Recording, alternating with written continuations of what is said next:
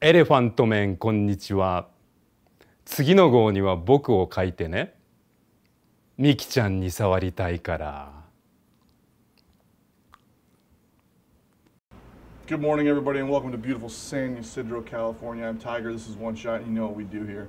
Thought I'd tell you a little bit about what I picked up on the con floor. Elephantmen, Volume 3, Dangerous Liaisons, the hardback. Now, even if you have all the issues, this sucker is worth it, and I'll show you why.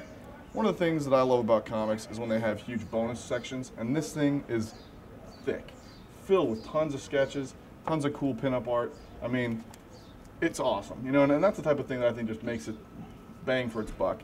The other thing that's great, this slipcover comes off to reveal a very cool cover underneath. So either way you display it, it's going to look sharp, worth every penny. Now, oh, look who we have here. It's a rat named Weasel from Puppet Homicide. What's going on, brother? Hey, man, want to shoot some dice? Did you get these at the con? Yeah, at Chessex. You really shouldn't be gambling. You got a problem. I need money. Yeah, okay. Anyways, we talked to Richard Starkings about Elephantmen, so check this out. All right, get out of here. Easily the creator who's been the best to us over the years, Richard Starkings. Now, on the Elephantmen banner this year, it says soon to be a major motion picture. Tell us a little bit about that.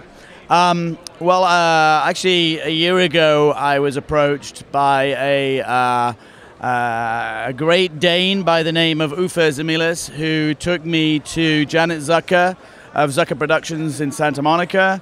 Janet was really interested in the book. She's a big science fiction fan. She's not really known for science fiction. Her latest movie was Fair Game with Sean Penn and Naomi Watts, which is out this November.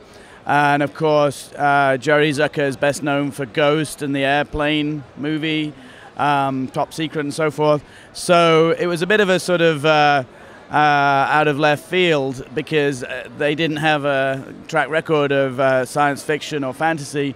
But the more I talked to Janet, the more I liked her, and her knowledge of science fiction was quite deep and vast. So we immediately hit it off. She really related to a lot of aspects to the book that no one else had really picked up on. So I felt I was with somebody who was sympathetic to the project, and I was very happy to option the rights to her. And that's how it came about. Well, I'm pretty excited, but look, let me ask you this now. Are you more of a, spirit of the story or letter of the story? Like, do you want the movie to be, kind of just encapsulate what Elephantmen is about, or do you want it to be, oh, that's ripped right from the pages? I don't think you can rip it right from the pages, because unlike Watchmen, to date, Elephantmen has not been a story of the beginning, middle, and end. And when Janet optioned the book, I did point out to her that it was a story that I was like halfway through. And in many ways, I write from month to month, from issue to issue, and not necessarily, I don't dictate to myself a tight story arc. I prefer to let the story develop with some clear goals in mind, but I also like to be spontaneous. So it's that delicate balance that you try to reach where the characters surprise you. So I am going to be writing a treatment for the movie. Whether it's the treatment they use or not is up to them. And I do have some ideas in mind, but it will be more of a case of creating a story based around the characters and relationships rather than lifting a story right out of the pages of the book. And you're cool with that? Yes, because I'm getting the first shot at doing that, and I really do trust Janet.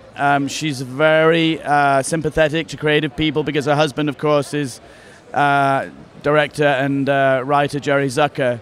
So I have a great deal of faith in her, and I'm also mostly preoccupied with writing the comic book.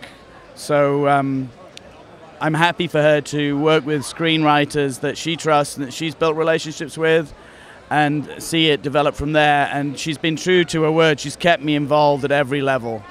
So I'll be happy with that. Very cool. Well, like I said, I'm pretty pumped. Now you got some stuff. What's going on here at the con? The trade paperback of Dangerous Liaisons, which is the third volume, came out this month officially. It's actually been available through Diamond for a little while longer. So we have a deal, 3 hardcovers for $50, or the 3 trade paperbacks for $30, because I really want to get the book into people's hands. I really want them reading it.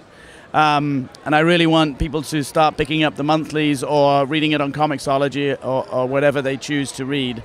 So we have a new artist, Axel Medlin, who's actually been working with Frank Cho on 50 Girls 50. He won the contest to illustrate that book for Image Comics. And Axel did some work in issues 25 and 26, but he's taking over as the regular artist as of issue 27. Moritat will still come back and do guest spots here and there, but Axel will be finishing out the current story arc, Questionable Things. Excellent. Well, it is your best money spent at the con, so come check out the Elephantmen booth. Thank you.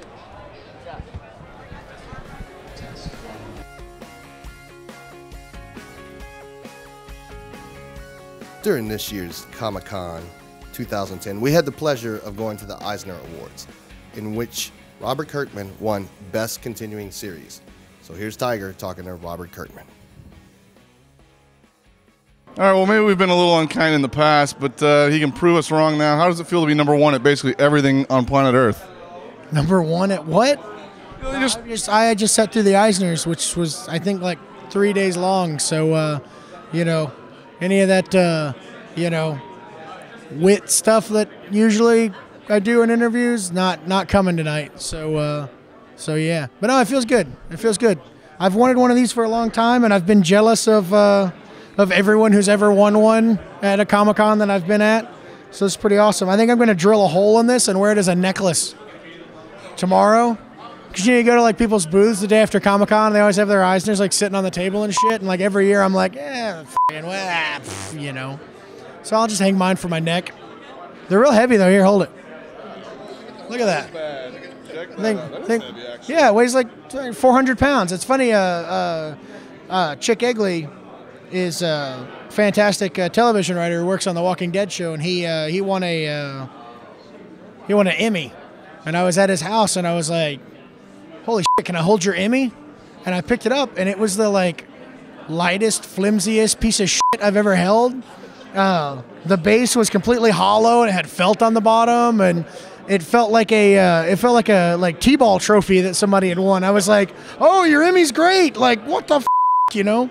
And I was talking to Greg Nicotero, who's also won Emmys and stuff, and yeah, he said they're all fake and as shit. So yeah, this thing is you know, look at the comic industry totally kicking the Emmy organization's ass. This thing's awesome.